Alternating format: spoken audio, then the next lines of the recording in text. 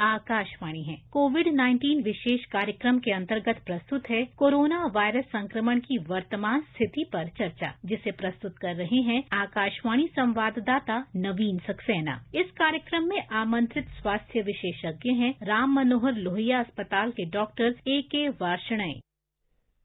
नमस्कार। आज के इस फोन इन कार्यक्रम में आप सबका बहुत बहुत स्वागत। परिचर्चा का विषय है कोविड की वर्तमान स्थिति और बात हम अपनी यहीं से शुरू करते हैं। देश भर में अब तक 2,43,00,000 से ज्यादा लोगों को कोविड का टीका लगाया जा चुका है और पिछले 24 घंटे की बात करें तो 13,59,000 से भी ज्यादा लोगों को टीके लगाए जा चुके हैं और जो स्वस्थ होने की दर है कोविड से वो करीब 96.96% हो गई है। तो ये तो रही देश की स्थिति कि क्या है इस समय कोरोना को लेकर। दिल्ली की बात करें तो दिल्ली में बहरहाल पिछले 24 घंटों में 370 नए मरीजों का पता चला है। हालांकि टीकाकरण की जो दर है उसमें भी लगातार वृद्धि हो रही है। इसके बावजूद भी दिल्ली के अंदर केसेस रोजाना कुछ न कुछ परसेंटेज जो है वो बढ़ती जा रही है। इस पर हम लगातार कार्यक्रम कर रहे हैं। पिछले 1 साल से भी ज्यादा कार्यक्रम हमने इससे ज्यादा कार्यक्रम कर चुके हैं। बहुत से सवाल हैं, बहुत से संशय हैं और बहुत सी जिज्ञासाएं हैं लोगों की जो हमने शांत की है। हमारे साथ स्वास्थ्य विशेषज्ञ होते हैं, जैसा कि अभी आपने सुना राम मनोहर लोहिया अस्पताल के डॉक्टर A.K. वार्ष्णेय आज हमारे साथ परिचर्चा में भाग ले रहे हैं और श्रोताओं के प्रश्नों का जवाब देने के लिए हमारे साथ फोन लाइन पर मौजूद हैं। डॉक्टर वार्ष्णेय, कार्यक्रम में आपका स्वागत है। जी, धन्यवाद। अगर आप इस कार्यक्रम का हिस्सा बनना चाहते हैं तो देश के किसी भी हिस्से से जहां तक भी आप हमें सुन रहे हैं फोन कर सकते हैं। फोन नंबर है 1800-115767। ये नंबर टोल फ्री है। नंबर एक बार फिर सुन लीजिए, 1800-115767। इसके अलावा आप 23314444 पर भी सवाल कर सकते हैं। अगर इस नंबर पर आप फोन कर रहे हैं तो 011 लगाना ना भूलें। और हम अपने सुनने वालों को एक बार फिर बता दें कि अगर आप हमें फोन कर रहे हैं तो अपने रेडियो सेट का वॉल्यूम जो है वो थोड़ा सा कम कर लीजिए या फिर उससे थोड़ा सा दूर हट जाइए, नहीं तो आपकी आवाज इको होगी और ना तो हम आपके प्रश्न सुन पाएंगे और ना ही आप उनका जवाब सुन पाएंगे। डॉक्टर वार्ष्णेय, लगातार टीकाकरण की जो संख्या है उसमें वृद्धि हो रही है। टीका लगवाने वाले जितने भी लोग हैं उनमें बहुत से संशय, बहुत से सवाल हैं, वो दूर होते जा रहे हैं। उसके बावजूद भी देश के कई हिस्सों में और दिल्ली में भी कोरोना के जो संक्रमित व्यक्ति हैं वो बढ़ते चले जा रहे हैं। क्या कारण हो सकता है? क्या हम इसे कोई और लहर मान सकते हैं या एक कह सकते हैं कि अभी कुछ और बढ़ेंगे और उसके बाद ग्राफ जो है बिल्कुल नीचे आ जाएगा? देखिए, आपने बिल्कुल ठीक कहा कि अभी जो टीकाकरण का कार्य शुरू हुआ है और जो 16 जनवरी से शुरू हुआ था, सबसे पहले हेल्थ केयर वर्कर का हुआ था, फिर फ्रंटलाइन जो वर्कर थे उनका है और अब जो सरकार ने जो 60 साल से ऊपर वाले व्यक्ति हैं या 45 से 60 के बीच के वो व्यक्ति जिनको गंभीर बीमारियां हैं उनके लिए टीकाकरण की सुविधा उपलब्ध कराई है।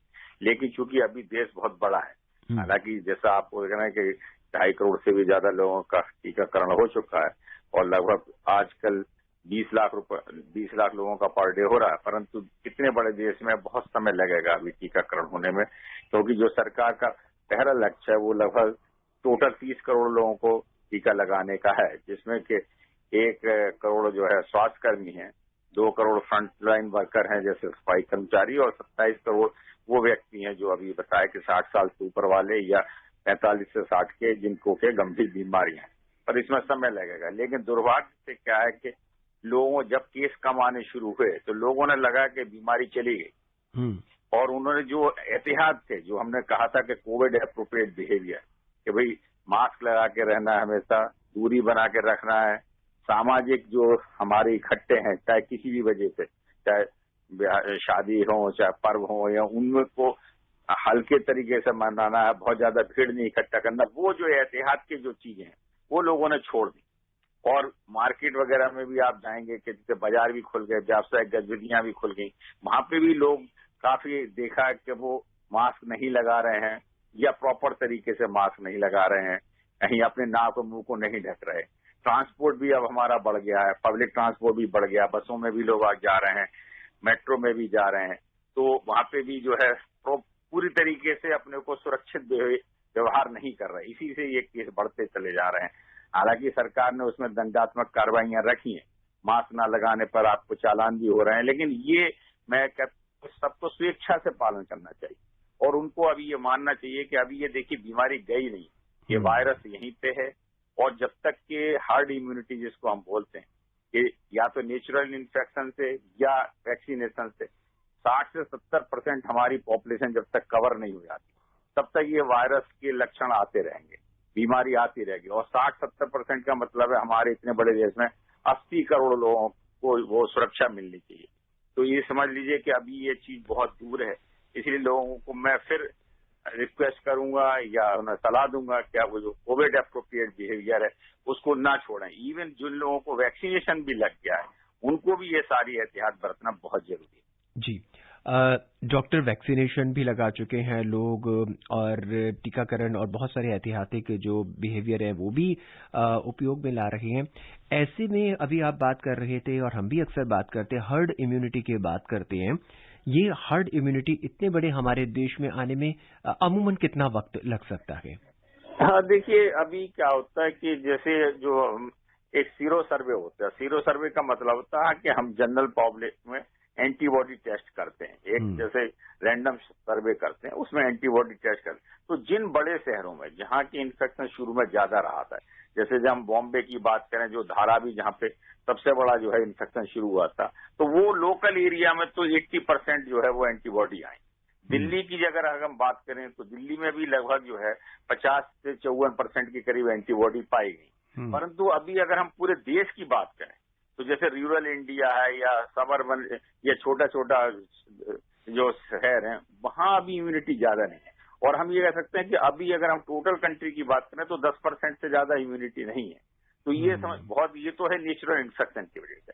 अब हम वैक्सीनेशन का कवरेज दे रहे हैं। अब ये वैक्सीनेशन को देखिए, जैसे पहले मैंने कहा कि अगर हम अभी 30 करोड़ जो हमने प्राथमिकता सरकार ने ली, अगर इनको भी हम वैक्सीनेशन करेंगे तो अभी इतने दिनों में देखिए जो वैक्सीनेशन है 16 तारीख से शुरू हुआ है और आज लगभग इतना समय हो गया, तो अभी केवल हम 2.5 करोड़ 3.25 करोड़ लोग ही कवर कर पाए हैं। तो 30 करोड़ को कवर करने में भी वक्त लगेगा। हालांकि वैक्सीनेशन का रेट अब बढ़ाया जा रहा है, फिर भी आप देखिएगा 3, 4, 6 महीने और लगेंगे। तो इसलिए जब तक ये ज्यादा से ज्यादा लोग हम कवर ना कर लें या उनको नेचुरल इन्फेक्शन ना हो जाए, और हार्ड इम्यूनिटी का मतलब है जो 70% के करीब हमारी पॉपुलेशन इम्यून हो जानी चाहिए बीमारी से जो है उनके शरीर में एंटीबॉडी, तो इसमें बहुत वक्त लगेगा और हो सकता है ये साल का एंड भी लग जाए, इस साल के एंड। डॉक्टर, जैसे साल के अंत तक हम मान लेते हैं कि देश की काफी सारी जनसंख्या को टीके लगा दिए जाएंगे, लेकिन जिस तरह से कहा जा रहा है कि दोनों टीके लगाने के बाद आप में एंटीबॉडीज तो डेवलप हो जाती हैं, लेकिन वो एंटीबॉडीज 3 से 6 महीने तक रहते हैं। ऐसे में जिन व्यक्ति को पहले टीकाकरण हो चुका है उनमें तो एंटीबॉडीज खत्म हो जाएंगे, फिर इसको कोरोना को कैसे रोका जा सकेगा? हाँ, देखिए ये बहुत ही अच्छा जो आपने एक सवाल किया है कि अभी ये वैक्सीन, चाहे ये हमारा जो नेचुरल इन्फेक्शन है उस नेचुरल इन्फेक्शन से भी इम्यूनिटी देखी गई है, तो लोगों में 6 से 7 महीने तक तो देखी गई है इतना। उसके बाद काफी लोगों में वो कमजोर पड़ जाती है। हालांकि धीरे धीरे ही पता लगेगा कि ये मैक्सिमम कितने पीरियड तक रह सकती है।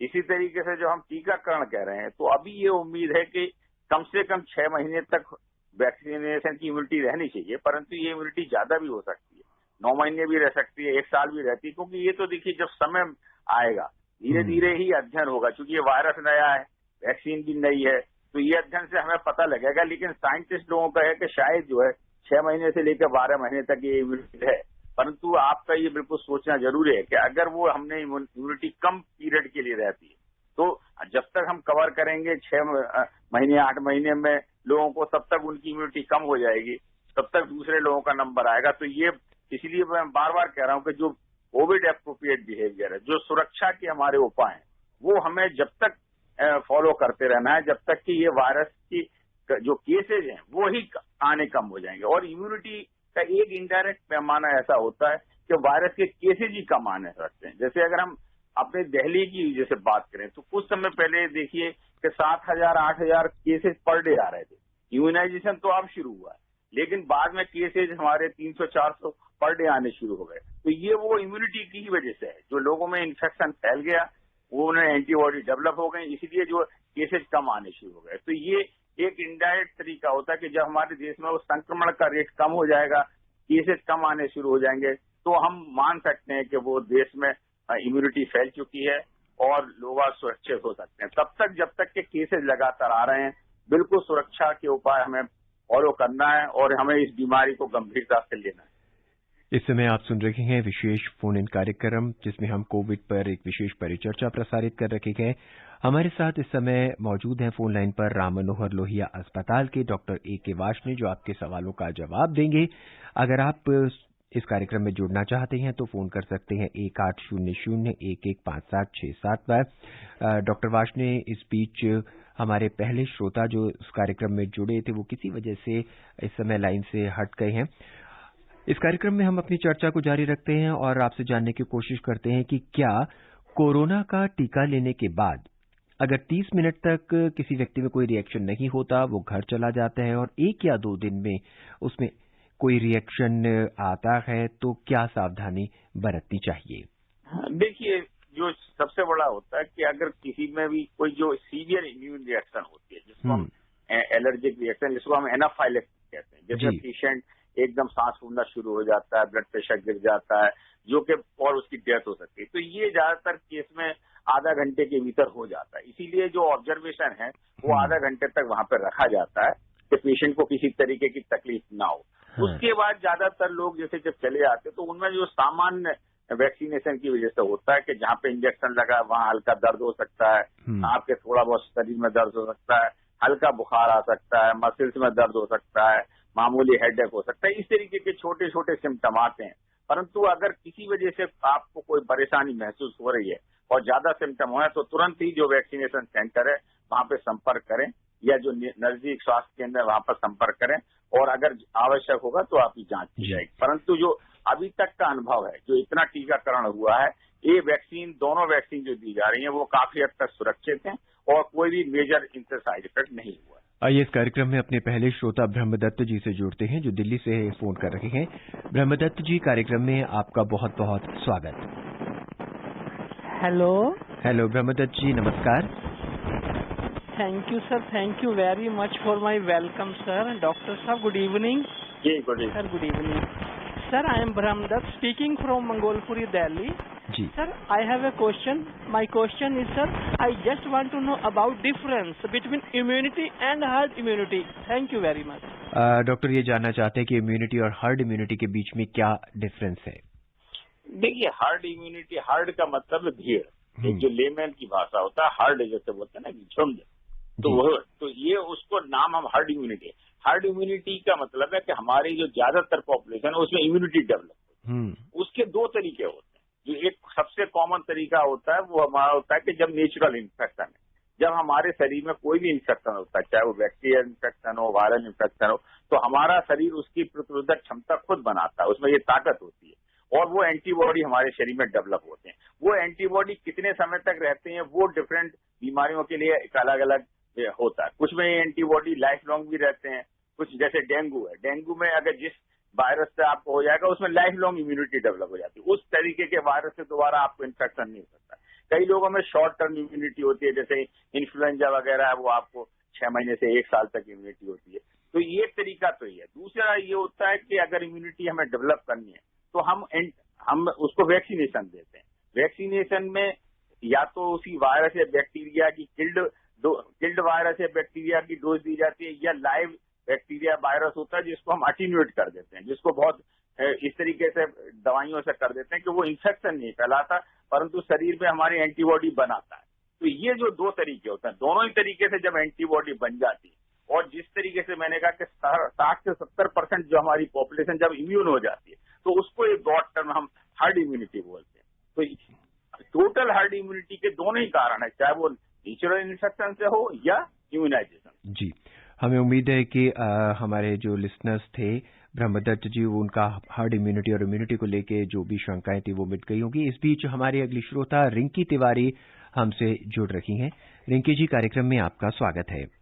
स्वागत के लिए नवीन सर आपको बहुत बहुत धन्यवाद। नवीन सर नमस्कार। नमस्कार। डॉक्टर सर को मेरा नमस्कार। जी नमस्कार। जी सर, हमें बहुत अच्छा लग रहा है आपका प्रोग्राम। मैं हमेशा रेगुलर सुनती रहती हूँ। अभी आप रिकवरी रेट के बारे में बताया और अब वैक्सीन के बारे में डॉक्टर सर ने बहुत सारी इन्फॉर्मेशन दी। तो यही इसी से रिलेटिव मेरा एक क्वेश्चन है कि जैसे कि अभी कॉलेज स्कूल खुल गए, वहाँ पे बहुत सारे बच्चे पढ़ने जा रहे हैं, हम भी जा रहे हैं। तो सर जैसे बोला गया कि उन्हें वैक्सीन नहीं दिया जाएगा, वहाँ पे सोशल डिस्टेंसिंग बनाना इतना पॉसिबल है नहीं। तो सर उन्हें नहीं दिया जाएगा, तो वो उन्हें ना देने पर वैक्सीन तो कितना मतलब कोरोना से सेफ है? दूसरा इसका रीजन क्या है, क्यों नहीं दिया जाएगा? धन्यवाद।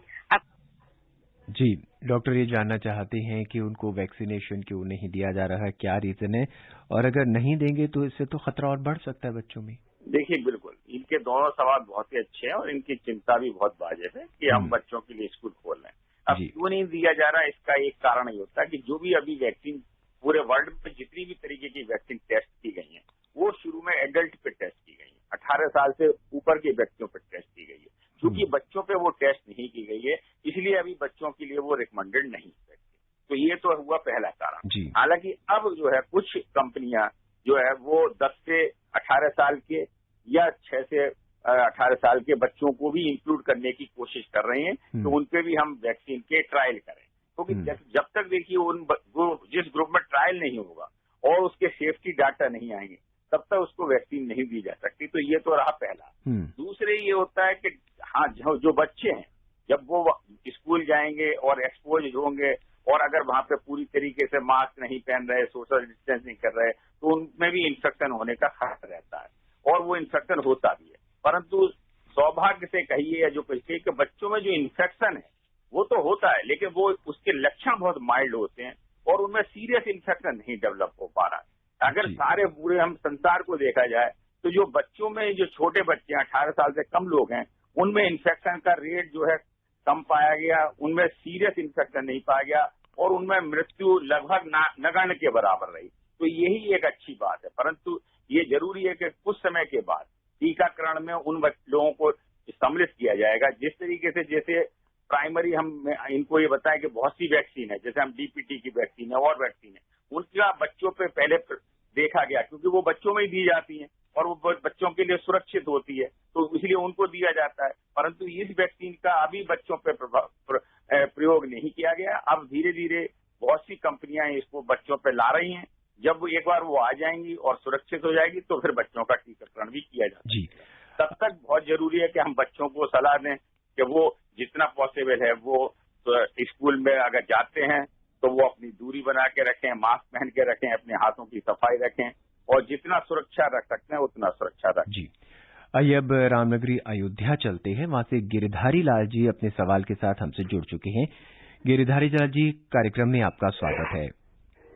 डॉक्टर साहब नमस्ते। जी नमस्ते। नमस्ते। नमस्कार सर, मैं 70 साल की उम्र का हूँ और मुझे शुगर और बीपी दोनों है। जी, मैं डॉक्टर साहब ने एक बार मुझे पेनिसिलिन इंजेक्शन चेक किया था, लगाया नहीं था।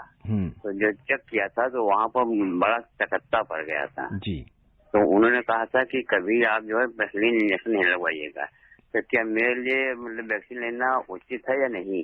जी डॉक्टर साहब, शुगर और बीपी की कोमॉर्बिडिटी है इनको, और पहले कभी इन्होंने इंजेक्शन लगाया था और ये कह रहे हैं कि वहाँ पे कोई चकत्ता सा पड़ गया था। अब क्या ये इंजेक्शन लगा सकते हैं क्या? देखिए, जहां तक मैं समझता हूं कि अगर वो इंजेक्शन टेस्ट किया गया तो शायद कोई एंटीबायोटिक का इंजेक्शन दिया गया, क्योंकि बहुत सी एंटीबायोटिक जो हम लगाते हैं उससे पहले हम टेस्टिंग करते हैं और उससे हो सकता है इनको एलर्जी हो। लेकिन वैक्सीन जो है वो काफी हद तक सुरक्षित है। अगर इनको किसी पहले वैक्सीन का भी लगी है और उससे कोई एनाफाइलेक्सिस वगैरह की सीवियर रिएक्शन हुई है तो डरने की जरूरत है। अदरवाइज बिल्कुल सुरक्षित है टीका। और चूंकि ये टीका हमेशा जो है डॉक्टरों की निगरानी में लगाया जा रहा है और वहां पे कम से कम आपको आधा घंटा जो बैठाया जाता है वो इसीलिए बैठाया जाता है कि अगर कोई भी देखिए जो सीवियर रिएक्शन होनी है वो आधा घंटे के भीतर जरूर हो जाएगी, जिससे कि तुरंत उपचार मिल जाए। और अभी तक जो भी अनुभव रहा है, इतना टीकाकरण सारे वर्ल्ड में भी हुआ है, हमारे देश में भी हुआ, कई तरीके की वैक्सीन से हुआ, कोई भी सीरियस दुष्प्रभाव नहीं देखे गए। जी, आइए अब मध्य प्रदेश के रीवा से सुरेंद्र मिश्रा जी का सवाल सुनते हैं, वो क्या जानना चाहते हैं। सुरेंद्र जी, स्वागत है आपका। हाँ साहब, मेरी उम्र 77 वर्ष है जी, और हमेशा कुछ न कुछ जुकाम बना रहता है। जी, तो क्या मैं वैक्सीन ले सकता हूँ? डॉक्टर 77 साल की इनकी उम्र है, हमेशा कुछ ना कुछ जुकाम इनको लगा ही रहता है, क्या ये वैक्सीन ले सकते हैं? बिल्कुल ये ले सकते हैं, इनके लिए वैक्सीन लेना भी चाहिए क्योंकि ये इनकी उम्र इस तरीके से है और इनको अगर वायरस होगा तो सीरियस इन्फेक्शन होने का डर है। इनको बिल्कुल वैक्सीन में कहता हूँ सुरक्षित है और जरूर लेनी चाहिए। जी डॉक्टर, वैक्सीनेशन से पहले क्या कुछ दिनों तक अपनी दिनचर्या या खान पान में किसी तरह के बदलाव की जरूरत है?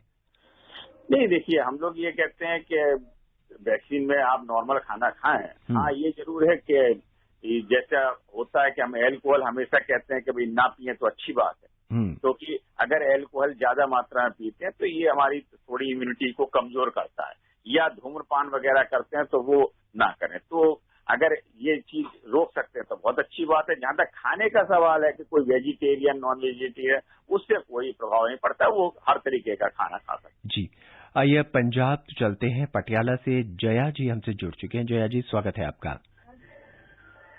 हेलो जी, जया जी नमस्कार। हाँ जी, नमस्कार नवीन सर, नमस्कार डॉक्टर सर। सर मेरा क्वेश्चन ये है कि अगर कोई पेशेंट क्रॉनिक प्रॉब्लम की वजह से स्टेरॉइड्स लेते हैं तो वो वैक्सीन लगवा सकते हैं?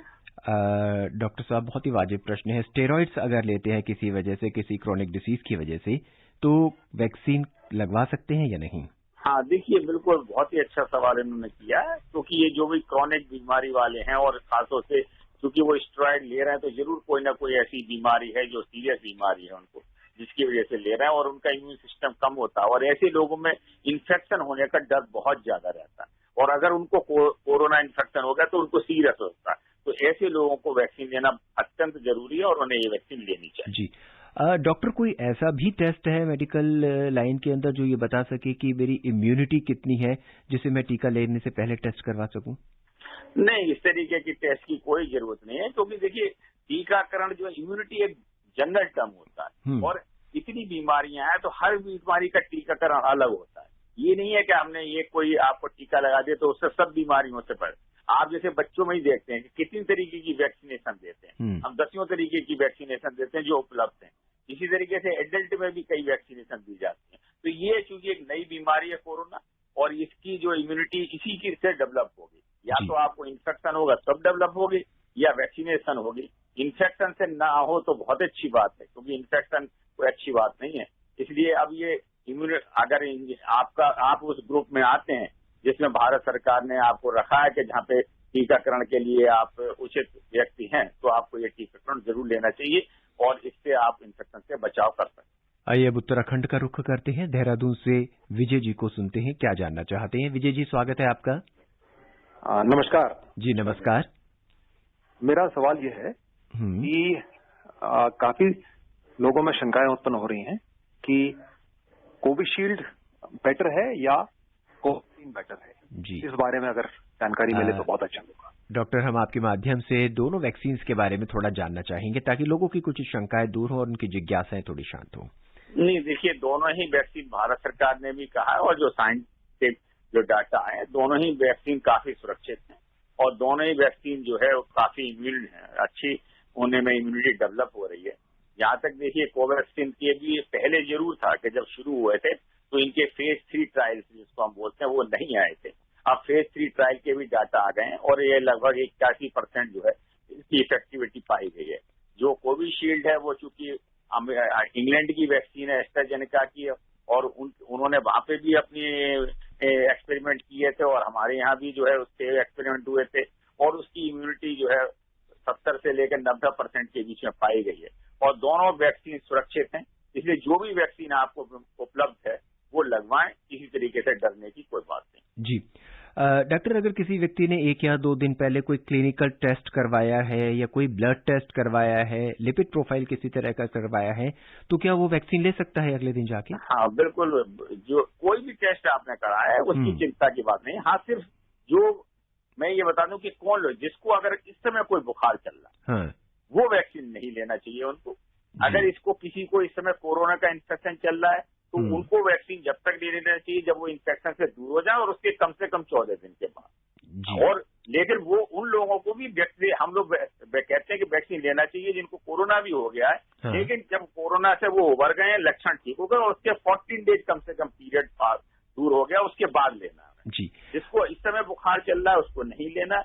इसके अलावा जो अभी चूंकि डाटा है कि प्रेग्नेंट वीमेन है या लैक्टेटिंग मदर है, चूंकि उन पे वैक्सीन की हमने ट्रायल नहीं की है, तो उन लोगों के लिए भी हम सलाह नहीं देते कि वो भी ना लें। और जैसा मैंने पहले कहा कि 18 साल से जो कम उम्र के बच्चे हैं उनको भी वैक्सीन नहीं लेनी है। तो यही ग्रुप है जिनको वैक्सीन नहीं लेनी। इसके अलावा सारे व्यक्ति वैक्सीन ले सकते हैं और उनके लिए स्वच्छ है। आइए मध्य प्रदेश के बुरहानपुर से प्रमोद गुप्ता जी का स्वागत करते हैं कार्यक्रम में, जानते हैं उनका क्या सवाल है। प्रमोद जी स्वागत है आपका, क्या जानना चाहते हैं? नवीन सर नमस्कार, वैष्णव डॉक्टर साहब भी नमस्कार। जी नमस्कार सर। मैं एक आई पेशेंट हूँ और मेरा 12 साल पहले रेटिना का ऑपरेशन हुआ है जी। तो एक आंख से तो नहीं दिखाई देता है और एक आंख से भी बहुत कम दिखाई देता है। क्या मुझे लेना चाहिए वैक्सीन? डॉक्टर साहब रेटिना का ऑपरेशन हुआ है, थोड़ी सी इनकी दृष्टि बाधित है, क्या वैक्सीन ले सकते हैं? हाँ जी।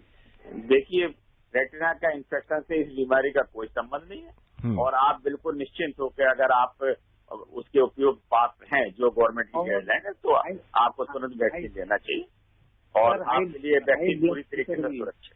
जी डॉक्टर, टीका लगवाने के लिए मुझे क्या क्या सावधानियां बरतनी चाहिए? अगर मैं टीकाकरण के लिए जा रहा हूं तो क्या मुझे किसी व्यक्ति को अपने साथ ले जाने की जरूरत भी पड़नी चाहिए? देखिए साथ से अगर ले जाएं तो आप जा सकते हैं, लेकिन ऐसी कोई चिंता की बात नहीं है। सबसे बड़ा तो ये है कि कभी खाली पेट ना जाए, हमेशा नाश्ता वगैरह करके जाएं क्योंकि खाली पेट लेने में। दूसरे अगर आप कोई अपनी नियमित दवाइयां ले रहे हैं तो वो जरूर दवाइयां लेते जाएं और अगर पॉसिबल हो तो जो भी अपने डॉक्टर हैं जिनसे आप नियमित अपना चेक करते हैं एक बार उनको भी परामर्श कर लें किसी तरीके की। कुछ भ्रांतियां जैसे होती हैं कि भाई हम हार्ट के लिए दवाइयां ले रहे हैं, ब्लड थिनर वगैरह। तो ब्लड थिनर में 2 तरीके की दवाई होती है, एक तो जो कॉमन एस्पिरिन वगैरह की दवाइयां बहुत से लोग लेते हैं जिनको हार्ट में स्टेंट डलते हैं, उनको रोकने की कोई जरूरत नहीं है।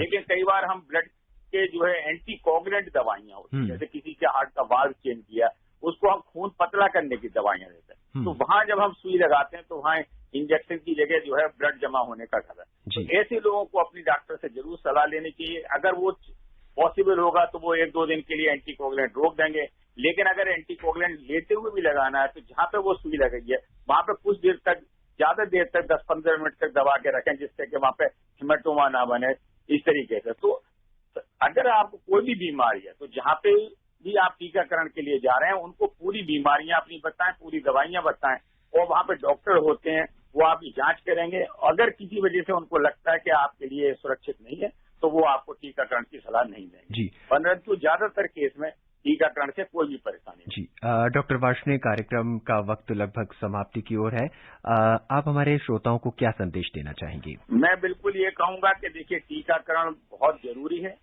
दोनों टीके जो हमारे यहाँ देश में उपलब्ध हैं वो बहुत ही सुरक्षित हैं, बहुत ही प्रभावी हैं और अगर गवर्नमेंट की गाइडलाइन से आपका टीकाकरण का नंबर आता है तो आप निश्चिंत होकर टीकाकरण के लिए जाइए। हाँ, ये जरूर है कि टीकाकरण से के वक्त जो है अपने डॉक्टर को आपकी जो भी पुरानी बीमारियां, जो भी बीमारियां चल रही हैं उनके बारे में और उसका जो इलाज चल रहा है उनके बारे में जरूर बताएं, जिससे कि वो समय रहते एक आपके बारे में डिसीजन कर सकें।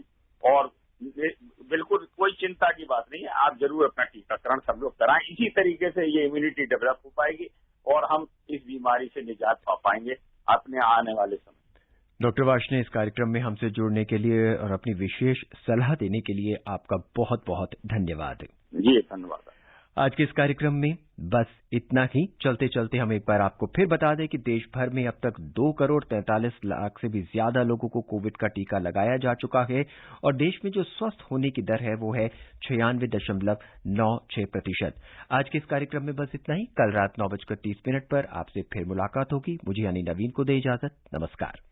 कोविड-19 विशेष कार्यक्रम के अंतर्गत अभी आप सुन रहे थे कोरोना वायरस संक्रमण की वर्तमान स्थिति पर चर्चा, जिसे प्रस्तुत कर रहे थे आकाशवाणी संवाददाता नवीन सक्सेना। इस कार्यक्रम में आमंत्रित स्वास्थ्य विशेषज्ञ थे राम मनोहर लोहिया अस्पताल के डॉक्टर A.K. वार्ष्णेय। ये कार्यक्रम आकाशवाणी के समाचार सेवा प्रभाग द्वारा प्रस्तुत किया गया। इसे आप हमारे mobile app news on AIR पर भी सुन सकते हैं। इस कार्यक्रम के संबंध में अपनी प्रतिक्रिया आप हमें ईमेल कर सकते हैं। पता है AIRNSTtalks@gmail.com। ये कार्यक्रम फिर से सुनने के लिए लॉग ऑन करें हमारी वेबसाइट newsonair.com।